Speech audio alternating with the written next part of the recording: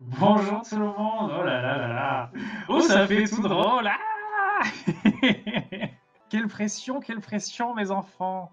Ok, alors, eh ben salut, salut. Moi c'est Gauvin Manhattan. Je suis auteur de BD. Pour vous expliquer, me présenter un petit peu rapidement, j'ai sorti mon premier album il y a à peu près un an. C'était en janvier dernier. Ça s'appelle Peste et c'est pas trop mal. N'hésitez pas à aller checker. Et et la particularité, c'est qu'en fait, je me suis dit, tiens, oh là là, effectivement, auteur de BD, c'est un peu chiant et tout, on reste à sa table toute la journée. Et donc, ce que j'ai fait, c'est que je me suis déter à faire la réalisation de quasiment toutes les pages, parce que ça fait à peu près 250 pages, l'album quand même, en live sur Twitch. Et donc, voilà, je me suis dit, tiens, je vais créer ma chaîne Twitch et tout, c'est rigolo. C'était il y a à peu près hmm, 2 ans et demi, deux bonnes années et demie à peu près, ouais, 2 ans et demi, 3 ans, je sais plus trop exactement quand j'ai commencé. Donc j'ai fait ça et c'était plutôt cool. On a bossé sur l'album. Je dis on parce que le chat était très présent et partie preneur totalement du projet et voilà. Et donc là maintenant la BD est sortie et puis bah moi j'ai arrêté de streamer il y a quelques temps aussi. Et voilà, donc je m'étais dit, ah là là, Twitch, plus jamais, pouah, ah. Mais devant un appel aussi prestigieux de Lise, je n'ai pu évidemment qu'accepter. Donc voilà, me voici pour une heure, un peu plus d'une heure du coup, me voici de retour sur Twitch. Donc, la mission qui m'a été confiée pour vous entertainer un petit peu pendant cette pause déj, si je puis dire, c'est justement de vous faire un petit tuto, entre grands guillemets, hein, parce que voilà, tranquille, de dessin de ma pratique qui est du coup le crayon de couleur. Donc, vous pouvez avoir ma feuille à peu près ici. Je vais essayer de bien me placer par rapport à la webcam. Ça devrait être OK. Alors, ce qu'il faut savoir, c'est que moi, je suis quelqu'un qui dessine excessivement lentement. Donc, on va se mettre plutôt comme ça. Voilà. Excessivement lentement. Du coup, je me suis un petit peu avancé. J'ai grillé les premières étapes pour que ce soit un peu plus fluide et qu'on passe pas juste tout le créneau sur. Alors, on fait un crayonné. Alors, je vais gommer là et ça va être sinon un petit peu pénible. Voilà. Voilà, voilà, voilà. Et donc, eh ben, sans plus attendre, la première étape, vous l'avez ici, c'est un tout petit croquis, tout pourri, tout nul, que souvent il n'y a que moi qui peux lire. En général, c'est ce qui fait office de storyboard un petit peu. Il faut imaginer toute une page autour. Normalement, mon storyboard est encore plus petit que ça. Je ne sais pas si vous voyez bien en vrai, parce que attendez, j'ai un chat sur mon retour webcam. Voilà. Bon, vous voyez, effectivement, c'est plutôt médiocre. Sauf que bim, d'un seul coup, on balaye tout ça du regard et on passe directement à l'étape d'après qui est le crayonné. Alors attendez, peut-être que ça manque un peu de contraste. Je suis d'accord avec vous. Ah non, ça c'est pas la bonne, c'est la webcam ça. Voilà, voilà, là on voit un petit peu mieux. Vous pouvez voir. Storytime, tout à fait, voilà, la vie d'une case. Donc là, il faut imaginer, donc là, c'est la case donc, au format à peu près à laquelle je la dessinerai dans l'album. Moi, j'ai fait tout mon album sur des feuilles A3 pour pouvoir mettre un max de détails. Et donc voilà, je me suis dit, je vais essayer de faire, comme je ne peux pas faire toute une page, ça me prend 2 jours à faire ça, donc essayer de faire une case à peu près représentative, donc avec évidemment des bulles, parce qu'on est quand même en train de faire de la BD, des personnages, un peu de décor, un peu de tout, et voilà. Donc ça, c'est la deuxième étape que je fais sur un papier un peu pourri, type A4 et tout. Et d'un seul coup, bim, hop là, on est directement à l'étape d'après. Donc entre-temps, je sors ma petite table lumineuse, je la mets, je refais du coup tous les contours principaux au crayon de couleur. Noir et rouge, très important, très très important. Dites-moi si jamais ça manque de luminosité ou de contraste ou de trucs comme ça, j'ai la main mise. Je suis à la technique, je maîtrise totalement mes webcams. Par exemple, on peut faire ça. On peut faire ça, on peut se mettre comme ça, on peut aller ici, on peut aller là, voilà. À vous de me dire. Ça semble simple. Pour l'instant, c'est plutôt simple. Pour l'instant, c'est vraiment juste de la table lumineuse. C'est OK. Voilà. Donc, si jamais vous voulez connaître un peu mon matos, demandez, parce que ça peut peut-être intéresser des gens qui ne connaissent pas trop le crayon de couleur, le papier, tout ça. Et voilà. Et là, on va se mettre vraiment dans le vif du sujet. Je suis tout à fait dans les temps, parce qu'il est du coup -5. Merci à Cyril Pedrosa de ne pas avoir beaucoup parlé, de laisser un peu la place aux jeunes auteurs qui ont plein de choses intéressantes à dire. Voilà, c'est gentil de faire tourner. Nickel. Et ben, le but du jeu, mesdames et messieurs, ça va être d'essayer de remplir un petit peu toute cette case. On va zoomer un peu comme ça, paf. Et non, j'ai pas entendu la fin de l'interview parce que du coup, j'étais en train de faire les réglages et la pré-scène et tout machin. Mais ça, en lisant le chat, ça avait l'air de beaucoup vous plaire et tout. Donc, un peu la pression de passer derrière une sommité, comme on dit. Voilà. Table lumineuse, ça sauve la vie. Ah bah, c'est juste que ce serait impossible de vivre sans table lumineuse. Cette BD n'aurait jamais vu le jour sans table lumineuse, c'est sûr et certain. Voilà, voilà, voilà. Alors, ça peut peut-être pas se voir trop à la caméra, mais actuellement, je tremble, hein, parce que, voilà, comme je vous le disais, ça doit faire, ouais, bien plus de 6 mois, hein, que j'ai pas dessiné en live. Alors, petite appréhension un petit peu. Petit prout peut-être, ça, vous ne pouvez pas le savoir vraiment, mais on va essayer de faire en sorte que ça soit chouette. Alors, si jamais vous vous posez la question, c'est effectivement le retour du live, hein, c'est plus enregistré. Là, c'est bon. Si vous dites des choses dans le chat, je peux les lire. Donc n'hésitez pas. N'hésitez pas à poser des questions ou à juste dire que c'est incroyablement beau. Et je ferai en sorte de les lire à peu près 3 minutes après que vous les ayez écrites.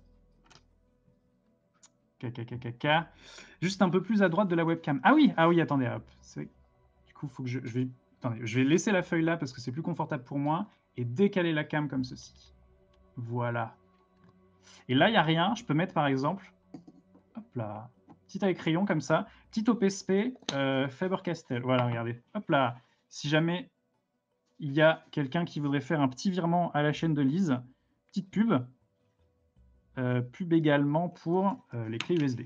Très important quand on est auteur de BD. Toshiba, c'est de la qualité. Hein. 8 Go. On lésine pas.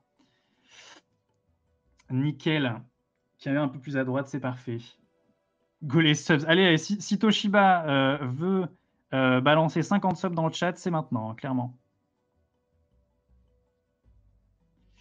Tac, tac, tac, tac, tac. Alors là, je commence un peu tranquillement. Il faut en général commencer, quand on fait du tradi un peu sale, un peu salissant, commencer souvent par le haut à gauche, aussi appelé le nord-ouest de la case. Pourquoi? Enfin, ça, en tout cas, si vous êtes droitier ou droitière. Pourquoi? Parce que si vous commencez par en plein milieu à faire le personnage avec plein de détails et tout, et qu'ensuite vous mettez votre grosse main qui transpire un petit peu sur le dessin, il y en aura le dessin qui est là, il sera là sur le côté en fait, on le verra plus, il sera totalement étalé. Ça, c'est une perte de temps colossale, je ne vous le recommande pas. Donc voilà, vous commencez par la Bretagne, @bzh, et vous finissez évidemment par la Corse. Ça peut être un peu frustrant parce que des fois on se dit ouais, quand on fait une case de BD on a envie de mettre le paquet sur l'expression du personnage et tout, mais je vous rassure, quand vous faites plus de 250 pages et vous dessinez un millier de fois votre personnage, au bout d'un moment l'ordre a peu d'importance, quoi. Il n'y a plus vraiment de petits plaisirs du dessin, c'est plus mécanique, on va dire. Il y a des subs? Non, c'est juste c'est pour inciter. Ok, très bien, très bien, très bien. Ah si, Red Fanny. Red Fanny qui se resub, bah voilà, c'est parfait. Allez, un max de GG pour Red Fanny. Red Fanny qui est à la technique, je sais pas si on vous l'a dit et tout, mais c'est elle qui gère toutes les transitions, les changements de scène, etc. Le taf de ouf. Voilà. Question naïve, tu dessines aussi sur papier pour les BD. Ah oui, bien sûr, oui, oui, oui. Ah oui, oui. Alors moi, je suis un ayatollah du tradi. Je suis même incapable de dessiner à la tablette.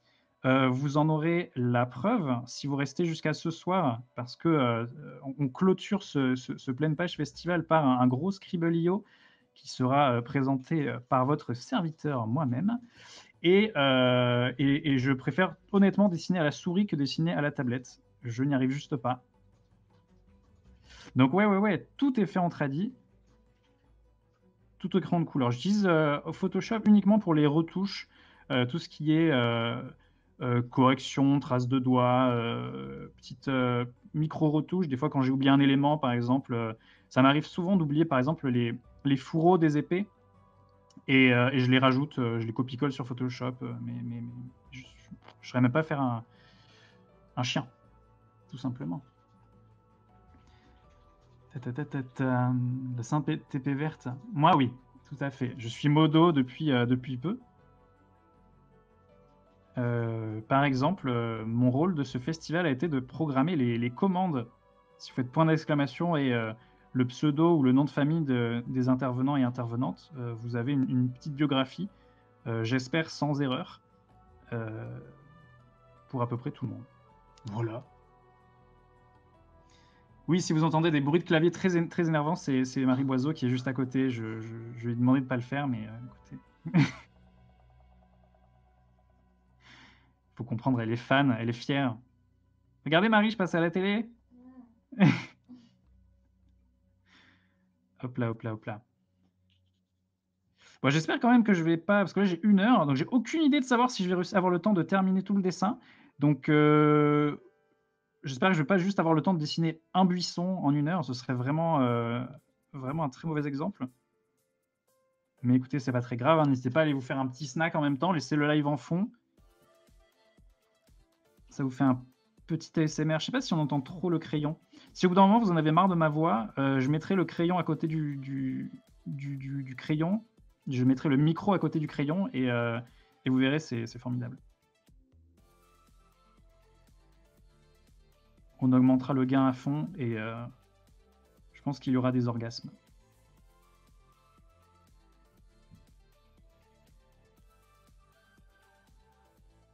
Tac, tac, tac, tac, tac.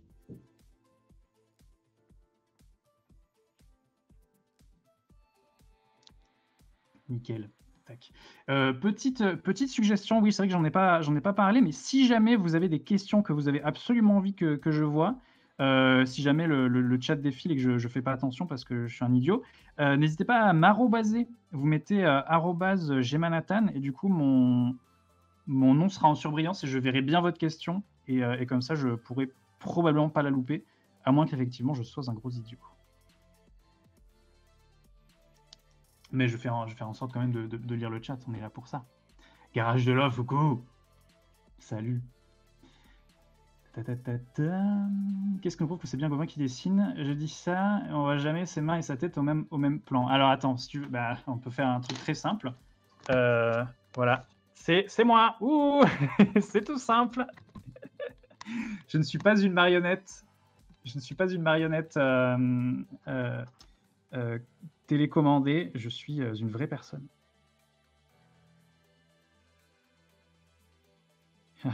Qui s'y attendait au retournement de caméra? Hop là, bon. Tac, tac, tac. On va aller un peu fort là-dessus. Et là, je vais changer d'outil. J'ai les mains trempées. Hop, hop, hop. Je vais changer d'outil. Et ça c'est un vrai pro tip pour les dessinateurs et dessinatrices de crayons de couleur. Regardez ce que je ramène. Hop là, tac. Le petit rallongeur de crayon. Qu'est-ce que c'est un rallongeur de crayon? Attendez, je vais vous le refaire. Hop là, regardez. Oh, le tout petit crayon! Regardez, il est tout petit! Il est tout petit, mais il a encore beaucoup de mine. Et pourtant, du coup, ce serait vraiment du gâchis de le mettre à la poubelle. Eh bien, on utilise un rallongeur de crayon. Et paf! Ça coûte pas très cher. Et ça permet du coup d'utiliser le crayon jusqu'à la dernière miette. Et ça, c'est vraiment bien pour les auteurs et autrices de BD qui n'ont pas trop d'argent. Ça fait des économies. Incroyable! N'est-ce pas? Noir et blanc ou colo empr. Alors, noir et blanc et rouge pour cette BD. Noir, blanc et rouge pour cette BD. Alors, effectivement, c'est pas flagrant, mais là, on voit un peu des traits rouges. Mais je te rassure, ce sera totalement rempli tout à l'heure. Noir, blanc, rouge. Je m'excuse, il y a eu une alerte sur ma chaîne. Pitié, ne refaites plus jamais ça. Ah, j'avais mon OBS demi, ça m'a mis 200 décibels dans les oreilles. Je pense pas que vous l'ayez entendu. Mais genre, ne vous abonnez pas à ma chaîne, je ne streamerai plus jamais. Alors ce n'est pas la peine d'aller me follow. What the fuck. Ah, merci quand même, hein. Mais non, c'est juste très pénible. Ah, j'ai même peur que ça soit entendu à travers mon micro dans le retour du casque, quoi. Yes. Pardon, excusez-moi, j'ai loupé un message. Alors qu'en plus, c'était bien mis avec mon arrobase, je vous remercie. Sur chat depuis longtemps avec mes clients, tu en trouves où? Alors, Poupili Plou, ça se trouve dans les magasins de Beaux-Arts, tout simplement. Moi, j'utilise celui de la marque Derwent. Hop, tac. Derwent, ils sont vendus en général par 2 ou 3 en fonction des épaisseurs de crayon. Et je suis là depuis des années. Il est dégueulasse, hein. Il a beaucoup vécu, il est bien taché et tout. Mais il est vraiment très cool. Il est vraiment très cool. Ça prend un peu de temps à prendre en main parce que c'est pas un étau le truc, hein. Au niveau du serrage du crayon, il faut quand même arriver à prendre à peu près le coup de main et pas appuyer trop fort. Moi, du coup, pour tout ce qui est détail fin, quand j'ai envie d'avoir des traits très très nets, j'utilise des crayons neufs, des crayons entiers sur lesquels je peux vraiment appuyer sur la mine. Là, celui-là, j'utilise plutôt pour tout ce qui est remplissage, parce que du coup, tu peux faire des dégradés assez délicats en appuyant pas comme un zinzin sur ton truc, parce que sinon, je vous fais la démonstration, mais hop, regardez, quand vous appuyez un peu fort, le crayon rentre dans le truc et ça ne sert plus à rien, c'est pas terrible. Donc, il faut réussir à le serrer, mais pas appuyer trop fort comme je viens de le faire. C'est vraiment bien, hein. Je vous le recommande vraiment si vous faites du crayon de couleur, c'est top. Voilà, voilà. Positeur pour faire les poubelles. Bah oui, c'est clair. On doit aller dans les poubelles d'autres gens pour mendier des bouts de crayon qu'ils jettent alors qu'ils sont encore parfaitement fonctionnels, que la gomme est à peine mâchée. C'est révoltant. Hop là. Peux-tu nous expliquer, une fois ta planche terminée, comment ça se passe? Tu mets un fixateur de pigment, un aérosol, tu touches à rien, tu scannes. Oh là là, plein de questions, ça va m'occuper pendant une bonne partie de l'heure, ça c'est bien. Tu scannes tel quel, comment se passe la mise en page? Alors, MacFeb, je vais essayer de répondre à peu près tout dans l'ordre. Une fois que la planche est terminée, effectivement, je dois la fixer. Parce que si je la fixe pas, comme je n'ai pas de scanner A3 chez moi, je les amène plusieurs, enfin j'en fais un petit paquet d'une vingtaine pour emmener les scanner ensuite toutes d'un coup. Et donc, si je laisse ma planche un mois posée sur un truc, effectivement, elle ne survit pas. Elle ne survit absolument pas. Est-ce que je l'ai... Ouais, regardez ce que j'utilise comme fixateur. Ça, c'est vraiment la marque que je vous recommande. Ah, il y a un reflet. La laque pour cheveux Carrefour, tout simplement. Ça coûte 1 € et n'allez absolument pas vous ruiner dans des fixatifs d'Aleroni chez votre marchand d'art. C'est exactement la même chose que la laque pour cheveux. Ça ne fait pas jaunir le papier, ça ne détériore absolument pas le truc et ça coûte vraiment 80% moins cher. Est-ce que vous êtes venu ici pour avoir des bonnes petites astuces pour gagner plein d'argent quand vous faites de la BD? Oui, j'ai bien l'impression. Alors Et ouais, donc ouais, tu mets ça, tu fais une couche, des fois 2 couches si t'es un peu soigneux et ça c'est cool. Ça te sauve vraiment la vie et la planche. Hop là. Voilà. Deuxième question, comment ça se passe? Bah voilà, comme ça. Moi, je les mettais dans mon escalier, j'en mettais un par marche d'escalier et je descendais ou je montais en faisant j'en mettais partout et après ça puait. Voilà. Et ensuite, ouais, voilà, je la scanne et une fois que en bonne qualité, 300 dpi TIFF, bien sûr. Et ensuite, comment ça se passe? Ben, ensuite, du coup, plus tard, parce qu'en général, c'est la partie du coup mise en page, Photoshop, etc. C'est une partie qui m'intéresse assez peu. Je fais ça assez mécaniquement. Du coup, j'ouvre des paquets de planches sur Photoshop. Et là, bah, tout ce que je te dis, tu vois, par exemple, j'ai fait une petite rature. Paf, je mets un coup de gomme dessus. Je place également aussi les textes, parce que je fais les textes séparément de la planche. C'est-à-dire que du coup, je vais faire sur un autre papier tous les textes. Je vais les écrire à la main. Pas de typo à l'ordi non plus. Et ensuite, du coup, bah, voilà, je fais tout rentrer dans les bulles. Et ensuite, bim, enregistrement. Et je crois que c'est tout. Je crois bien que c'est tout. Voilà. De nouvelles mines, les petits bouts de polychromos qui traînent. Ouais, bah carrément. Franchement, c'est trop bien. Moi aussi, pendant longtemps, je l'ai gardé avant de découvrir les rallongeurs de crayon. Je l'ai gardé dans une trousse parce que je m'étais dit, ah, je sais pas, un jour, j'en ferai des colliers ou des trucs comme ça, tu vois. Je sais pas pourquoi. Mais et après quand j'ai checké ça, j'étais en mode mais yes, mais trop d'économie en fait. Bon par contre j'ai pas de collier, dommage. En même temps ça doit être salissant un crayon, un collier en crayon, ça doit être pas ouf pour les t-shirts. Le papier, oui. Le papier, tiens, je l'ai juste là. Le papier, j'utilise ça, cette marque-là. Ah, vous l'avez peut-être en miroir. Clairefontaine, Paint On, très bon papier, 250 grammes, c'est bien ça. C'est du A4, mais il y a aussi du coup en A3, il y a du A5 aussi. C'est très très bien pour plein de techniques. J'utilise pour l'acrylique comme pour la gouache, comme pour le crayon de couleur, tout ça. C'est vraiment très très cool. Je vous le recommande très chaleureusement. Absolument. Oula, beaucoup de questions. Avec quoi tu tailles tes crayons? J'ai l'impression que le taille-crayon a tendance à casser les mines, alors que tailler au cutter semble moins les abîmer. Alors ça, il y a plusieurs écoles là-dessus, Mabe. Moi, j'utilise du coup celui que je vous ai montré, taille-crayon Faber-Castell, parce que du coup, c'est des crayons Faber-Castell, et je trouve qu'il est vraiment très très bien adapté. Après, quand je dessinais vraiment et que j'utilisais vraiment beaucoup de crayons et je taillais beaucoup mes crayons, j'utilisais vraiment un taille-crayon par mois. Minimum. C'était la lame pardon, s'use excessivement vite. Et du coup, j'ai vraiment une armée de taille-crayon qui taille plus trop. Et voilà, c'est un peu le truc un peu chiant parce qu'ils ne sont pas donnés. Mais voilà. Et par contre, ouais, tailler au cutter, j'ai jamais vraiment trop essayé ni trop aimé.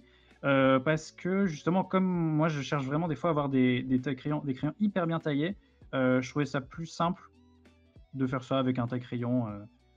Et en plus, j'ai l'impression que c'est salissant. Comme je suis quelqu'un de très salissant, autant ne pas en rajouter. Je repose la question, comment s'est passé avec l'éditeur la première fois? Oh, Empr, oui, j'avais pas vu ta question, effectivement, tu fais bien de la reposer, tout à fait. Avec mon éditeur la première fois, ben, en fait, moi, c'était donc mon premier album. Donc, le champ des possibles était maximal. J'étais pas déjà avec une maison d'édition, avec un éditeur. Donc en fait, j'ai fait un dossier. Si vous connaissez pas trop le principe des dossiers, on pourra en reparler un peu plus tard. Et donc j'ai monté mon dossier, je l'ai envoyé à plusieurs éditeurs en même temps, une petite dizaine, douzaine, je dirais, plein d'éditeurs indépendants parce que du coup c'est plutôt vers ça que je me tourne. Enfin, c'est plutôt mes goûts en BD. Et vous voyez toujours bien, ouais, ça va. Et du coup, il se trouve que j'ai eu beaucoup, beaucoup de chance parce qu'il y a beaucoup de gens qui galèrent un peu à avoir des retours d'éditeurs. Ça prend du temps. Des fois, c'est un oui, après c'est un non. Des fois, c'est un non, après c'est un oui. Enfin, c'est un peu compliqué. Et moi, j'avoue que j'ai eu beaucoup de chance parce que l'éditeur a répondu 8 heures après que j'ai envoyé mon dossier. C'est-à-dire que je l'ai envoyé à minuit ou 1 heure un dimanche soir et le lendemain matin à 9 heures, il avait répondu qu'il voulait signer. Donc, j'étais très surpris, très très agréablement surpris. Et voilà, et après du coup on a évidemment un peu plus échangé sur le projet.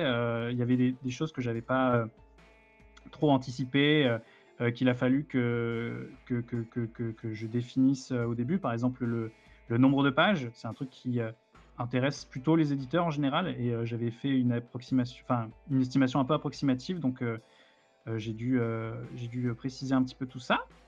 Et voilà, et après c'était parti, quoi, très rapidement. Je m'étais dit, tiens, en général, les éditeurs, ça met entre 1 et 3 mois à te répondre. Le temps que ça se négocie un petit peu, ça me repousse à dans 3-4 mois minimum. Et en fait, 2 semaines après avoir fini mon dossier, j'étais en train de commencer les planches définitives. Donc, je me considère très chanceux. Je suis content que ça se soit passé comme ça. D'autant qu'après, j'ai pas eu d'autres réponses positives d'autres éditeurs à qui j'avais aussi envoyé le projet. Du coup, tu réfléchis à tes valeurs avant de passer au propre ou tu vas à l'instinct? Je vais totalement à l'instinct, Schranzi. Je vais totalement à l'instinct. Il y a certaines cases où, par exemple, je sais que c'est ambiance nocturne, tu vois, des trucs comme ça. Du coup, je sais que ce sera forcément une case un peu plus sombre. Mais globalement, non, j'y vais full à l'instinct. Et c'est ça qui est bien, du coup, le fait de dessiner sur Twitch, c'est que du coup, tu peux. C'est plutôt pratique. C'est que moi, depuis tout à l'heure, je réfléchis pas une seconde à attends, est-ce que cette feuille, je la fais un peu plus sombre que celle d'à côté parce que là, du coup, l'ombre portée ferait que. Pas du tout. Je suis en totale concentration sur ce que je dis. et je laisse vraiment ma main faire tout le travail de remplissage, que c'est un peu du coloriage. Pas de prise de tête. Après, j'avoue que quand j'ai des cases très, très compliquées à faire et sur lesquelles je sais qu'il faut que je pose une attention particulière, je les faisais hors live. Par exemple, les grosses illustrations pleine page! Les pleines illustrations pleine page, je les faisais hors live. En plus, comme c'était des belles cases ou des belles respirations dans le live, comme l'a dit Lise, au tout début du festival, je préférais laisser un peu la surprise à mes viewers qui étaient du coup des futurs lecteurs. Et voilà. Tac, tac, tac, tac, tac. Hop.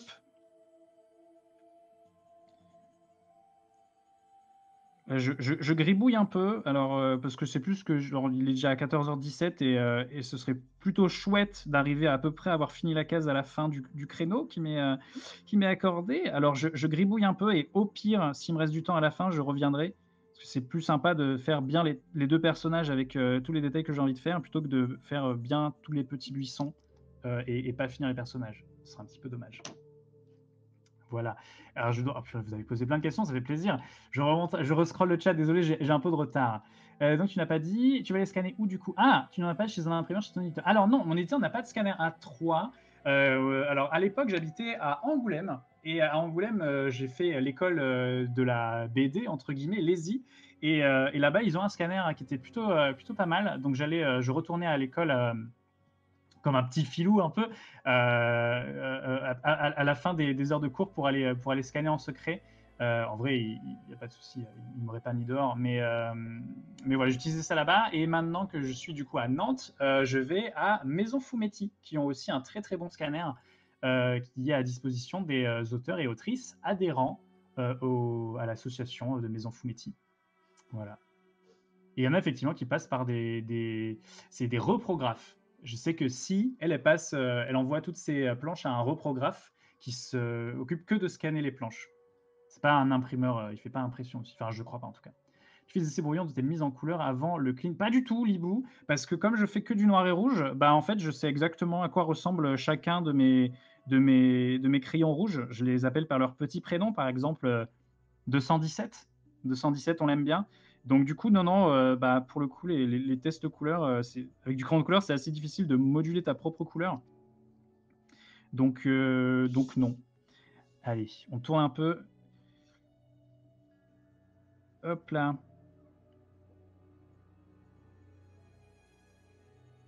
On attaque le vif du sujet. Donc non, ouais, test couleur, non. Hop là. Paf. Alors, je sais pas si c'est OBS Ninja qui du coup galère peut-être un petit peu à choper, mais j'ai un peu l'impression que c'est flou. Je sais pas si vous me dites oui c'est flou depuis tout à l'heure que je vous lis pas, mais du coup désolé. Et tu fais quoi comme étude? J'ai fait du coup Poulipi, j'ai fait Lazy. Lazy à Angoulême en 5 ans, où j'ai croisé Gorosor justement qui est dans le chat. Coucou. Et voilà. Tu as repris tes premières planches après avoir fini le projet avec ton éditeur. Un petit peu. L'éditeur était un peu contre parce qu'il disait genre, c'est bon, t'inquiète, tu vois, mais comme j'ai mis quasiment ouais, un peu plus de 2 ans entre la première et la dernière planche, forcément, tu vois que tu as step up entre-temps et tu trouves que tes premières planches sont forcément horribles, mais au bout d'un moment, il faut quand même arriver à lâcher le bébé, comme on dit. Et il faut laisser les choses partir, quoi. C'est-à-dire que les erreurs que toi tu vois sur tes premières planches, les lecteurs et lectrices ne le verront pas forcément, donc voilà. Donc effectivement, j'ai refait quelques cases, on va dire, pas des pages entières. Parce que du coup, une page, c'est souvent 1 ou 2 jours de travail quand vous faites ça en tradi et sur un format A3. Donc effectivement, il faut au bout d'un moment que ça parte en prod, quoi.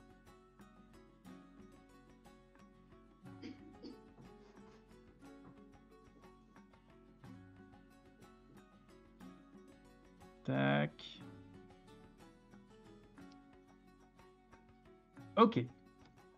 Et donc, on va se munir de la couleur de notre cher 225 le célèbre 225, qui est le crayon que j'ai le plus étrenné, que j'ai le plus utilisé pendant toute l'élaboration de l'album, car c'est les cheveux d'Apolline qui sont en 225. Hop. Le rouge le plus foncé de la gamme Faber-Castell.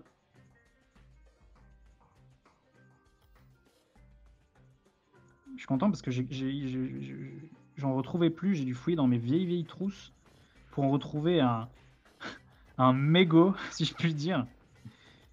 Après, si j'aurais fait en 217, personne n'aurait vu la différence, mais quand même. J'étais content de retrouver mon petit bout.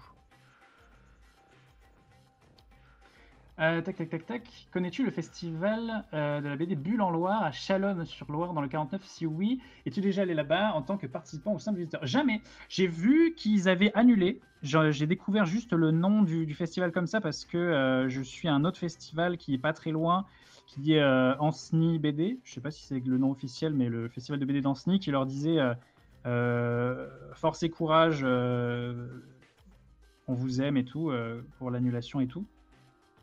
J'ai vu qu'ils avaient communiqué là-dessus. Mais non, comme tu vois, je suis un tout jeune auteur de BD et qu'à la base, je ne suis pas du tout originaire de Loire. Je n'ai encore jamais mis les pieds. Mais s'ils m'invitent, avec plaisir. Avec grand plaisir.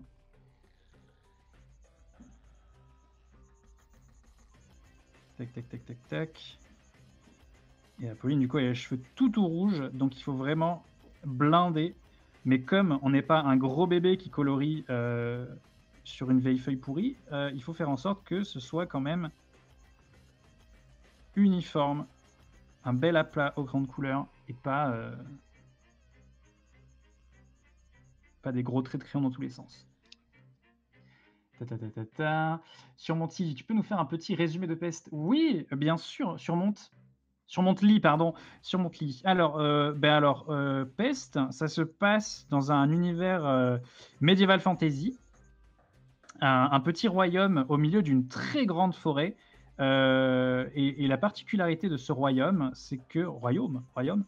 la particularité de ce royaume, c'est que la mode a une place prépondérante, capitale dans la société. La mode vestimentaire, je parle, pas la mode les cartes Pokémon à l'école. La mode vestimentaire a une place prépondérante dans la société et du coup, le but du jeu pour briller, c'est d'avoir toujours les plus beaux habits, les plus beaux vêtements, les tenues les plus précieuses, dans les tenues et les fourrures les plus chatoyantes. Et pour cela, du coup, les nobles et les autres personnes du riche un peu du royaume font appel à des chasseurs et des chasseuses qui partent donc dans la forêt pour aller buter de gros animaux très méchants, très menaçants, pour récupérer du coup les fourrures, les cuirs, etc. Et en confectionner du coup des armures avec. Et notre héroïne, qui s'appelle Apolline, qui est du coup la jeune dame que vous voyez juste ici, est donc une très talentueuse chasseuse et qui adore du coup exercer son métier, élaborer des techniques pour essayer d'aller traquer tel ou tel animal en fonction de ses caractéristiques physiques, de ses attributs, tout ça. Quand même dans le but de le buter, hein, on va pas se mentir. Mais c'est de la légitime défense, donc ça compte. Ça compte pas. Voilà. Ça, c'est ma bio, oui. Des projets en cours en visu. Mais l'humain, pas vraiment. C'est un peu compliqué.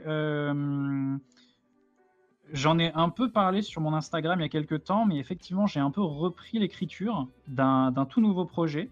Il n'y aura pas de suite à Peste. C'est un bon gros one-shot. Mais du coup, j'ai un peu repris l'écriture sur un autre projet qui me tient à cœur depuis un petit moment. Et là, je suis un peu dans une phase de recherche, donc j'en dis pas trop. J'ai déjà annoncé que ce serait une BD à la gouache. Une grosse partie des dessins seront à la gouache. Donc, gros travail de tradi en perspective. Et voilà, et ce serait une histoire plus pas plus importante, mais plus conséquente. Il y aurait plus d'histoires que dans Pest. Peut-être plusieurs tomes, plus gros projet, quoi. Voilà. Mais pour l'instant, rien du tout. J'ai pas une case, j'ai pas une page, j'ai rien du tout. Pas un dossier. Voilà. Est-ce qu'il y a une différence entre tes planches originales et la BD imprimée? Ouais, bien sûr, Petit Pied, tout à fait. Bah, c'est normal, hein, quand on dessine au tradi, il y a toujours un downgrade, je sais pas comment on dit en français, une petite perte de qualité.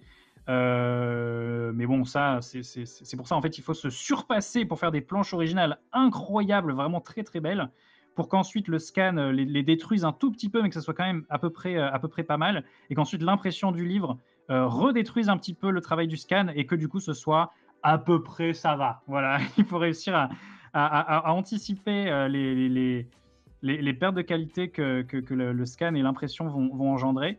Et ensuite, comme ça, du coup, les gens, quand ils voient tes planches originales, ils pètent un câble, ils sont en mode waouh, quoi? Trop beau! C'est l'avantage. C'est l'avantage. Hop, on repasse sur du noir. Comme ça. C'est quoi mes courses d'inspiration pour développer un enseignement d'univers graphique? Pour ce projet, je sais pas. Globalement, j'aime beaucoup la fantasy. En fait, je suis un grand fan de fantasy pas traditionnelle, on va dire. J'aime beaucoup tous les récits qui tentent de réinventer un peu le genre de la fantasy. Une de mes grosses références, évidemment, c'est Donjon, que vous connaissez peut-être. Et après, du coup, tout ce genre de BD un peu pas iconoclaste, le mot est un peu fort, je vous l'accorde, mais voilà, qui détournent un peu les codes de la fantasy et qui sont pas genre ce qu'on peut voir chez Delcourt Soleil, Elf tome 40, voilà, tous ces trucs un peu clichés, quoi.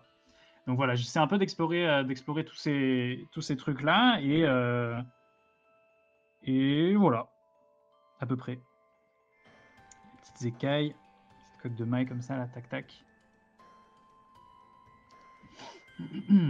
Comment utiliser de crayon noir? Ah, alors ça c'est rigolo. Ouais. C'est rigolo l'hibou comme crayon, comme question, pardon. C'est que quand j'ai terminé l'album, j'ai fait un petit concours sur mon Instagram, sur lequel j'ai demandé aux gens d'estimer à peu près le nombre de crayons, et il y avait un petit lot à gagner. Et c'est quelqu'un dans le chat qui a trouvé, Luc Doff, le cher Luc Doff, qui a deviné et qu'il en a fallu 206. 206 crayons en tout. Faites le calcul, à 2 € le crayon. C'est facile, c'est facile. C'est clairement facile comme calcul, mais voilà. 206 crayons en tout. Ah bah il avait déjà répondu. Le gars, quoi. Et c'est moi qui dois répondre. Ok, yes. C'était quoi le dossier?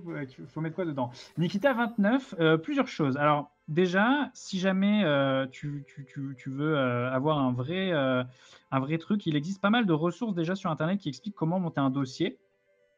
Qu'est-ce qu'il faut mettre dedans? Mais pour t'expliquer un petit peu rapidement comme ça, il faut mettre une présentation pas trop détaillée du projet, on va dire ce qu'on appelle un synopsis, c'est-à-dire à peu près ce que je vous ai fait là il y a 5 minutes pour vous présenter à peu près le projet PEST, c'est-à-dire du coup vous expliquez très succinctement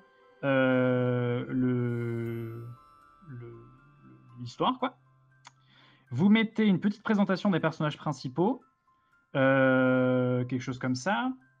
Vous mettez, très important, c'est probablement l'étape la plus importante, j'aurais dû la dire en premier, des planches. Vous mettez des planches représentatives de ce que vous pensez être pas votre maximum, mais disons, genre vraiment votre best niveau dans le dossier. C'est-à-dire vous faites quelque chose qui va donner envie à l'éditeur ou à l'éditrice de vous publier. Donc vous mettez, allez, entre 2, c'est vraiment le méga minimum, 2, c'est vraiment, enfin voilà, entre 2 et 10, on va dire. L'idéal, c'est entre 5 et 7. 5-7, c'est une bonne moyenne. 5 et 7 planches vraiment finales, Éventuellement, si jamais c'est très important, mettez peut-être quelques pages, genre la suite. En général, c'est quand tu veux pas dessiner, si tu as une séquence qui est très sympa, très bien montée, très bien scénarisée, qui dure une quinzaine de planches, t'en fais genre 6 ou 7 au propre et tu mets les 4 ou 5 derrière, juste au storyboard avec les textes qui sont bien écrits et tout, pour que la personne puisse avoir une idée de comment ça se termine, que la fin soit pas trop abrupte. C'est possible, on vous le reprochera pas. Et j'ai pas fait le visage de la personnage. Carrément, quoi. Il faut mettre ça et ensuite, dans un second temps, en général, moi, ce que j'ai fait, c'est que j'ai mis ça sur un PDF séparé pour pas que ça fasse un PDF de 40 pages un peu illisible. Comment on appelle ça, le scénario détaillé, c'est-à-dire vraiment là, le personnage est dans la forêt, la nuit tombe, elle voit des traces d'empreintes dans le sol, etc. Et là, vraiment, comme ça, si la personne est vraiment intéressée, ça peut lui faire une seconde idée vraiment plus précise de ce que tu as envie de faire. Il faut bien garder à l'esprit que les éditeurs, quand ils reçoivent des dossiers, ils en reçoivent des dizaines, littéralement, par jour. Souvent, ils en mettent, disons, 8 à la poubelle, directement. C'est triste, hein, mais c'est comme ça. Et ils en gardent 2 qui vont lire un peu plus en détail, on va dire. Et sur les 2, ils peuvent en garder 0, en garder 1, en garder 2, ça dépend que de lui. Mais il faut vraiment faire en sorte d'être, attention, mot très à la mode, catchy, hein, faut vous mettre vraiment à la place de quelqu'un qui est déjà à la base un peu saoulé de recevoir toujours des trucs pas terribles, qui correspondent pas forcément à sa ligne éditoriale ou à sa maison d'édition, et qui du coup d'un seul coup va recevoir un projet qui est le vôtre et qui va avoir du coup envie de lire plus que les 2 premières lignes. Donc il faut faire une belle mise en page, il faut faire un truc sympa pour donner un maximum envie à la personne.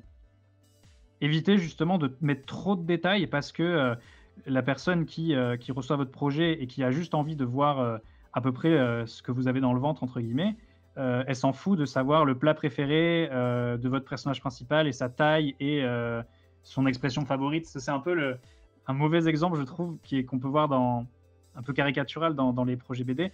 C'est genre de mettre il fait 1m87, il adore les nouilles chinoises et des trucs comme ça. À moins que ce soit vraiment un trait de caractère hyper important pour sa personnalité, le mettez pas. Voilà. Je suis de table à côté, colorisation. Pas du tout, non, Poulipi. Je crois qu'un jour je vais réussir à dire ton pseudo correctement, mais voilà, pas pour l'instant. Je travaille en tant que surveillant dans un lycée. Enfin, à l'époque, c'était dans un collège. Maintenant, du coup, à Nantes, c'est dans un lycée. Mais non, je vis absolument pas de la BD. C'est vraiment totalement, comment on appelle ça? Anecdotique, les revenus que m'ont apporté cette BD. Mais voilà, c'est un premier album. Vous connaissez les difficultés, quoi. On fera mieux plus tard. 35, ça va, je suis bien dans les temps, je suis à peu près à la moitié de la case, donc c'est formidable. Bon élève. Et il n'y a pas eu trop de silence gênant, donc c'est plutôt cool. 500 €, c'est à peu près le coût pour moi pour créer une seule toile. Bah ouais, Sophie Lambda a fait un super blog à ce sujet, j'imagine pour le dossier. C'est possible, c'est possible. Si aussi, si elle a fait une vidéo dessus, il me semble. Je dis pas de bêtises. Il n'y a aucun risque de se voir piquer l'histoire par un éditeur. Alors, MacFed, si on donne tout le scénar, là-dessus, il y a, comment on appelle ça? Il y a la possibilité de déposer ton scénario avant de l'envoyer à des éditeurs, justement, si tu as peur de ça.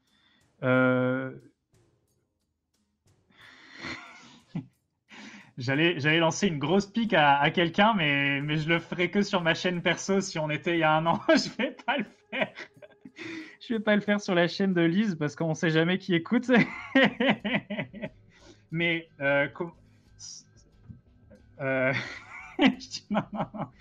je dis rien. Mais non, c'est rare. À mon avis, s'il y a peu de chances de se faire voler son idée, ce serait vraiment quelque chose de. Ça s'est déjà vu, hein.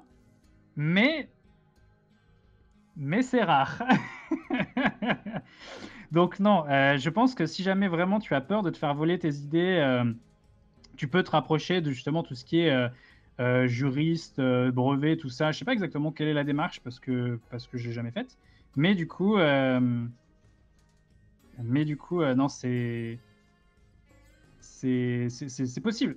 C'est possible et je dirais même que ça coûte un peu d'argent de faire déposer ça, mais ça peut être une sécurité si tu as écrit la BD du siècle et que tu veux vraiment prendre toutes les précautions, quoi, évidemment. Ouais, Marie Spena aussi, tout à fait. Alors, projet de Canva, ouais, on verra ça plus tard. On est sur de la BD là. C'est sur Antly. Non, mais c'est gentil de poser la question. Effectivement, à côté de ça, j'ai un projet où j'édite des toiles à Canva. Mais vraiment, si on trouve plus aucun sujet de conversation autour de la BD, on en parlera. Mais là, comme vous avez encore plein de questions, j'ai l'impression on se le garde pour après. C'est vrai que la majorité de ceux qui veulent se lancer sont paniqués par mais qu'est-ce que je dois faire à côté pour survivre? Ah, c'est absolument mon cas. Eh bien, écoute, franchement, si jamais c'est un peu ton mood, auteur ou autrice de BD, à côté d'auteur ou autrice de BD, c'est vraiment pas mal. Non, surveillant ou surveillante, c'est vraiment un job qui allie l'utile à l'agréable parce que c'est vachement modulable. Si tu es à mi-temps, moi j'étais à mi-temps, donc tu travailles 20 heures par semaine. Donc ça te laisse quand même beaucoup de temps pour travailler à côté. Tu touches ton petit SMIC au calme. Tu as les vacances scolaires qui ne sont vraiment pas négociables. Si tu veux te faire des gros rushs l'été, tu peux bosser non-stop sans sortir de chez toi pendant 2 mois. Ça, c'est vraiment bien. C'était mon cas. Et c'était pendant le bouclage en plus, donc ça tombait vraiment bien. Et voilà, c'est plutôt cool. Je recommande, soyez AED, comme on dit assistant d'éducation si vous kiffez. Après, sinon, effectivement, hein, il y a tout un tas de métiers qui se rapprochent beaucoup plus du domaine artistique, hein, justement, et comme quelqu'un disait, coloriste, d'autres trucs. Hein. Mais moi, pour le coup, AED, ça a vraiment bien marché. Encore un pro tips, on n'arrête pas. Coucou, salut Epsilon Orionis, coucou. Techniquement, on peut déposer un dossier à la SACEM. À la SACEM, c'est pas que pour la musique, la SACEM? Je sais pas trop. Philippe Gromph. J'en ai aucune idée, honnêtement. Ça coûte 20 € et ça permet de prouver l'intériorité d'un projet. Ouais, c'est vrai. Ah, coucou, acheter de l'art. Salut. Un truc où s'envoyer son script dans une enveloppe scellée de cacher la poste. Ouais. Oh là là, waouh. On a 2 juristes dans le chat, ça fait plaisir. Bah, c'est génial. Si vous avez des questions, demandez-leur. Ils sont beaucoup plus qualifiés que moi. Je leur laisse le champ libre d'expliquer tout ça. Nickel. Est-ce qu'il y a un perso basé sur quelqu'un que tu connais? Quelle personnalité géniale cette gars? Merci beaucoup, c'est gentil Loup. Pas du tout, c'est pas du tout basé sur quelqu'un que je connais. C'est un personnage que j'ai mis beaucoup de temps à construire parce que le projet Pest, c'était à la base une BD numérique qui est toujours lisible en ligne d'ailleurs. C'est dégueulasse, c'est moche, c'est horrible, mais c'est trouvable si vous cherchez bien. C'était une BD numérique que je publiais périodiquement sur, à l'époque, un Tumblr et maintenant c'est sur un site, je crois. Peut-être que le site a été piraté et toutes les images ont été remplacées par des trucs de dropshipping ou des fesses, mais ce n'est pas ma faute. J'avoue que j'ai pas vérifié depuis un moment et du coup en fait ouais à la base c'était donc publié sous forme de BD numérique en format scroll donc pas du tout en page et il y avait notamment des gifs. Je faisais aussi de la petite animation en gif sur Photoshop avec du crayon de couleur quoi. Donc c'était pas mal de travail et le problème c'est qu'en fait personne le lisait, ça n'intéressait vraiment pas grand monde donc beaucoup de taf. À la base c'était un de mes projets d'étudiant que j'ai un peu continué à la fin de mes études. Et après, genre, du coup, avoir passé des milliards d'heures à dessiner tout ça et en voyant que j'avais peut-être 3 lecteurs, j'ai tout simplement arrêté. J'ai laissé le projet reposer pendant 1 an ou 2 et en me disant, allez hop, je veux faire de la BD. j'ai ressorti le truc en dépoussiérant le dossier et du coup forcément le personnage d'Apolline a beaucoup évolué entre enfin pas beaucoup mais disons qu'il a été agrémenté quoi et voilà. Le postulat de départ c'était vraiment de faire un personnage qui est tout le temps vénère, tout le temps agressif, qui aime beaucoup tuer les trucs. À la base du coup disons que ma conscience écologique était pas aussi poussée que maintenant. Du coup, j'étais en mode ouais, elle adore buter les trucs parce que c'est rigolo. Hey, les animaux, niquez-vous. Bon, je dirais peut-être pas forcément trop ça maintenant, mais du coup, comme ça faisait quand même partie intégrante du personnage de base, je pouvais pas d'un seul coup dire ah non, Apolline est une écologiste végane. Du coup, elle ne tue plus personne. Elle prend juste leur peau sans les blesser. C'était un peu trop un changement trop abrupt pour le personnage. Donc, j'essaie du coup d'adapter le récit à, disons, des problématiques un peu plus actuelles, mais, mais du coup, sans trop changer le caractère du perso, quoi. Non, la BD est sortie il y a un an. Normalement,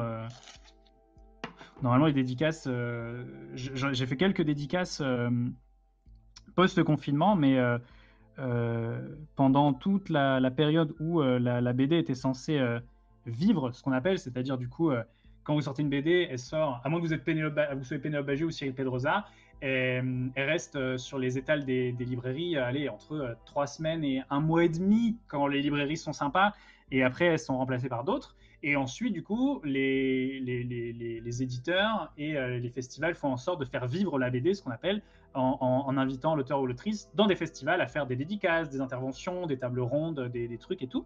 Et malheureusement, ça aurait dû être mon cas, mais tous les festivals auxquels j'étais invité, sauf celui-ci, la joie du numérique, ont été annulés les uns après les autres. Donc du coup, RIP un festival de BD à Bordeaux, RIP les Utopias à Nantes, RIP Quai des Bulles, RIP plein de choses, RIP le festival de la BD d'Angoulême. Et du coup, c'est pas grave, tant pis. Hein. On se rattrapera sur le prochain album. Non, mais achetez-la, il en reste. Hein. Elle est vraiment bien. Hop là. AED dans la fonction publique, c'était pas plus de 6 ans, si jamais c'est bien de le savoir. Ah oui, c'est vrai, AED c'était un CDD, donc c'est pas plus de 6 ans. Après, si tu mets plus de 6 ans à faire un album de BD, bon, j'en connais un qui, qui stream aussi, qui s'appelle Patch, qui a mis à peu près 6 ans pour faire son album, mais je pense que c'est une des rares exceptions, quoi. Mélina, pourquoi Apolline, en fait, c'est le nom de mon ex, tout simplement. J'ai mon ex-copine qui s'appelait Apolline, et comme je savais pas trop comment appeler le personnage quand j'écrivais tout le scénario, je dis bon, je vais l'appeler Apolline, ça va rester temporaire et tout, et c'est totalement resté. Tac, tac, tac, tac. Tu as dessiné toute la BD en tradi versus numérique, et combien de temps ça t'a pris à peu près? Désolé, c'est la question. T'inquiète pas du tout, Epsilon, il n'y a pas de souci. En tout, je dirais que la BD a pris 2 ans. 2 ans et demi. Il y a eu une petite pause parce que du coup, quand j'ai bouclé la BD, j'habitais à Angoulême et après j'ai déménagé. Le temps que je me réinstalle et tout, ça a pris quelques mois. Et après, il a fallu faire quelques retouches. Entre-temps, du coup, l'éditeur s'occupait de faire tout ce qui était correction, mise en page, etc. Maquettage. Est-ce que tu as besoin de conditions mentales ou physiques très particulières pour réussir à certaines étapes de la création de la BD où tu arrives à adapter ton travail à toutes les situations? Garance, non. Effectivement, pour tout ce qui est vraiment le dessin au propre, là ça va, je peux être dans à peu près toutes les conditions. C'est pour ça que du coup dessiner en live c'était plutôt pratique parce que j'ai pas besoin de me concentrer de ouf malade pour le dessin. En revanche, pour tout ce qui est élaboration du scénario, découpage, etc., et également aussi du coup écrire les textes, tout ça, je suis incapable de le faire en live. J'aurais été totalement incapable de vous improviser ce dessin de but en blanc. C'est pour ça que du coup, j'avais déjà tout préparé comme un petit polisson avant, parce que clairement, c'était complètement inconcevable de faire tout ça. Donc, en général, je préparais du coup tout, les crayonnés, les dessins préparatoires et tout avant, et ensuite je lançais et je sortais mes crayons de couleur et paf. On va faire le. Il reste pas beaucoup de temps, donc je vais essayer d'accélérer un petit peu pour finir. Ça, c'est la princesse. Elle est super cool. Elle a un grand nez pointu comme ça. et une petite bouche. Hop. Les cheveux.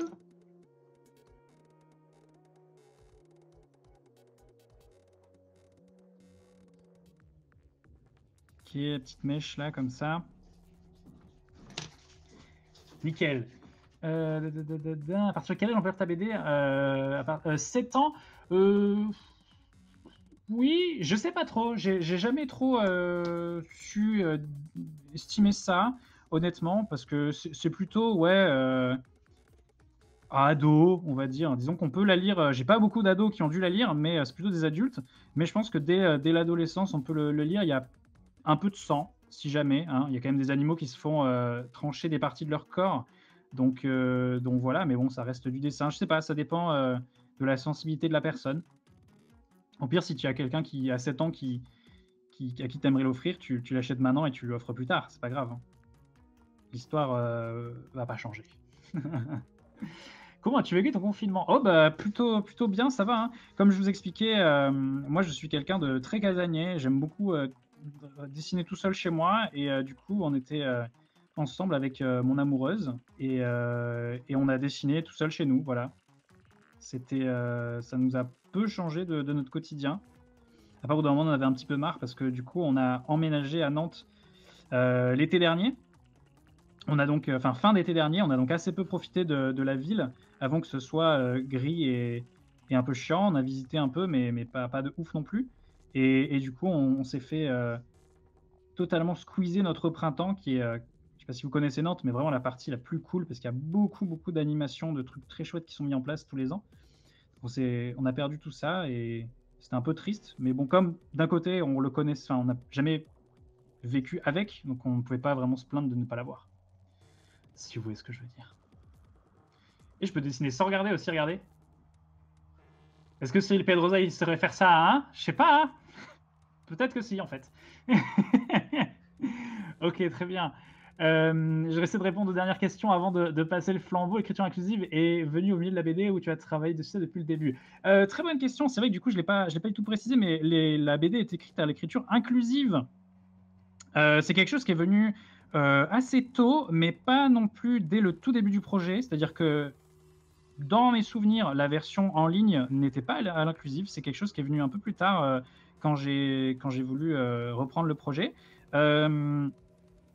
Parce que justement, j'ai beaucoup de personnages féminins dans ma BD et je trouvais ça dommage de tout accorder au masculin quand tu as un groupe de 3 meufs et un mec. Et du coup, je trouvais ça beaucoup plus juste de mettre l'écriture inclusive. Alors, je rassure du coup les gens qui sont un peu contre ça. Bon, déjà, vous n'avez pas de raison de l'être. C'est pas cool, c'est pas gentil. C'est vraiment pas sympa, donc arrêtez s'il vous plaît, changez d'avis, dépêchez-vous. Mais non, mais ça se lit bien. C'est une écriture inclusive un peu détournée et c'est vraiment très lisible. Voilà. Bla bla bla bla bla. Salut Meloup, ça va? Ça fait longtemps, coucou. Bravo pour la sortie d'Evan. J'ai hâte d'y jouer. Et j'ai vu des très bons retours, donc ça fait kiffer. Écriture inclusive, Dadoodle, en gros, c'est quoi d'inclusif C'est quoi déjà inclusif ou pas changer d'avis? Ouais, voilà.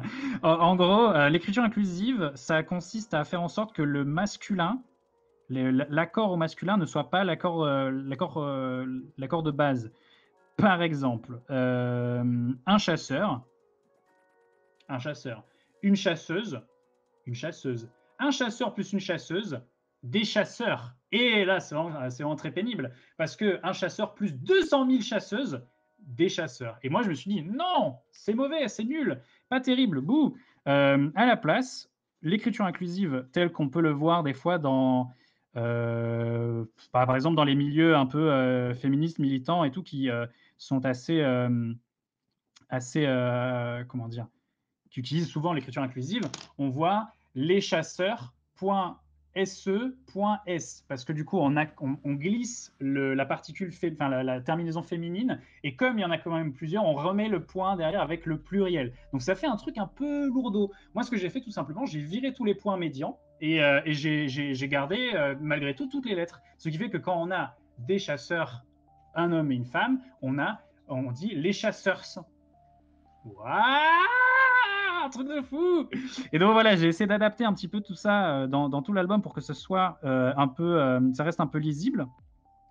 Et que ça soit assez facile à la lecture, parce que les points médians en BD, je trouve que ça saccade vachement. C'est important hein, pour du coup, pour réussir à faire à inclure un maximum de personnes dans les propos qui sont tenus. Mais moi, je trouve que du coup, sur tout un album, c'était un peu lourdeau. Et ce qui est cool, c'est que du coup, comme la BD se passe au Moyen-Âge, bah justement, ça peut faire un peu écho à une langue un peu, un patois médiéval. Comme à l'époque, vous savez, il n'y avait pas les accents circonflexes, ils mettaient des S à la place et tout. Que vous estiez partis à la bataille, tout ça. Bah, du coup, ça donne une petite touche médiévale au récit et qui n'est pas pour me déplaire. Donc, comme c'était toujours cohérent là-dessus, je me suis dit que c'était intéressant et même important. Et j'avoue que bah, la plupart des gens qui l'ont lu m'ont fait des plutôt bons retours là-dessus. Peu de monde, à part des gens sur Internet, ont dit pouah, horrible, c'est illisible, on comprend rien. Est-ce que je suis en train de terminer le dessin? On dirait bien. Wouh! Incroyable. Ne donnez pas de médaille. Ah non, ça va. Tranquille. Donnez-la à Marie Boiseau, voilà, c'est mieux. Eh là là là là. Comment s'est positionné l'éditeur face à l'écriture inclusive trouver les décisions? Merci beaucoup, c'est très gentil. Ben, en fait, ils ont kiffé. Comme c'était déjà annoncé dans le projet de base, c'était vraiment un truc oui qu'il faut mettre en général dans le dossier, c'est les thèmes entre guillemets, les thèmes abordés entre guillemets, enfin toutes les grandes idées. Je dis ça avec voilà, mais les grands thèmes qui seront abordés. Et moi, il y avait du coup l'histoire de la chasse, de l'écologie et un peu du coup du féminisme par du coup l'écriture inclusive, le fait de mettre des personnages féminins au premier plan. Et ce serait quand même assez mal vu de la part d'un éditeur qui encourage ça, de dire ah non, par contre, bouh, nous on aime le vrai français. C'était juste du coup un petit casse-tête au moment de la relecture et des corrections, parce que comme spontanément, j'écris pas à l'écriture inclusive tous les jours, des fois il y avait des oublis et tout, et du coup avec Marianne de chez Vite Cocagne qui s'est chargé un peu des trucs. On était au téléphone en train de se dire attends, donc là, quand tu dis nous allons chasser, c'est bon, il n'y a pas d'inclusif, mais du coup, dans cette formulation-là, c'est qui les personnages? Alors oui, là il y a Apolline, là il y a Olivier, là il y a la princesse, d'accord. Et donc c'était voilà, il fallait réussir à tout corriger bulle par bulle. C'était un petit moment un peu rigolo de la fin de l'album, mais c'était plutôt cool. Et pour l'instant, je n'ai pas vu d'erreur. Enfin, on m'a pas signalé d'erreur du genre ah, bah t'as oublié un E. Après, il n'y a pas non plus énormément de. Il n'y a pas des paragraphes à l'écriture inclusive, ça va globalement quoi. Ça va être rigolo de le faire. J'aurais dû y penser avant. Avant maintenant. Ah là là là là. De la même manière, des dessins traditionnels créent une filiation avec les gravures médiévales. Pourquoi pas, ouais. C'est vrai qu'il y a des petits passages un peu gravure. J'ai fait des références à la tapisserie de Bayeux. J'ai fait des références à la peinture de l'époque aussi. J'ai essayé de glisser un peu plein d'éléments comme ça qui me tiennent vachement à cœur. C'est une période que j'aime beaucoup et je trouvais ça cool d'avoir la liberté de pouvoir glisser justement des références à l'histoire de l'art qui sont plutôt cool. Bla, blue, bli, rebonjour, salut tout le monde, bienvenue. Ah mais t'es chez Vite Cocagne, trop bien. Oui, je suis chez Vite Cocagne. La BD, je vous la montre rapidement, je fais petite auto-promo. Hop. Elle ressemble à ça, et écrit dans l'autre sens. Voilà, elle est grosse, elle coûte un peu cher, mais bon.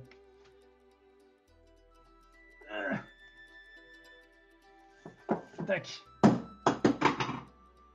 Voilà, super. Bon, écoutez, il est 14h59. Je crois que je vais devoir passer le relais bientôt. Je sais pas si. Est-ce que Lise ou Red Fanny, je sais pas si elles vont me couper la chic d'un seul coup. Vous me dites hein, si d'un seul coup je dois m'arrêter. Est-ce que j'ai pas de message dans le chat, donc pour l'instant je continue, hein. Moi, si on ne m'arrête pas, je continue jusqu'à 19h. J'ai peur de rien maintenant, ça y est, j'ai 1 heure sur Twitch, je suis reparti, je relance ma chaîne, abonnez-vous. Vite, vite. Non, pas du tout, c'est une blague, ne vous abonnez pas. Voilà. Bon, c'était un petit dessin un peu rapide. 1 heure pour moi, c'est vraiment pas très long pour faire ça. En plus, il est tout flou. Je mettrai sûrement le résultat en story si vous voulez voir un peu des belles textures. En n'oubliant évidemment pas de le fixer à la blague de cheveux, hein. N'oublions pas. Voilà, tu penses, non, pas du tout. Non, non, non, non, non, non, non, pas du tout. Désabonnez-vous vite. Parfait, 15h. Est-ce que je vous fais des bisous et je vous dis à ce soir pour le Scribble It? Peut-être. Merci d'avoir suivi, c'était très cool. C'était très chouette de retourner un petit peu sur du dessin en live. Et puis, bon courage à Lise pour la suite et à toutes les auteurs et autrices de BD. Et à Mathieu Bablé, du coup, qui va prendre la suite. Je parle tant que je suis toujours à l'écran. Donc voilà. Salut tout le monde, merci beaucoup. Merci beaucoup pour votre présence. Restez jusqu'à ce soir, ce serait cool. Pour voir un petit peu tous les talents que Lise a invités sur cette super journée du Pleine Page Festival. Et n'hésitez pas à en parler autour de vous, aux réseaux sociaux, envoyez à tous vos amis, à toute votre famille. Je suis toujours à la en tête. Est-ce qu'il faut que je chante une chanson ?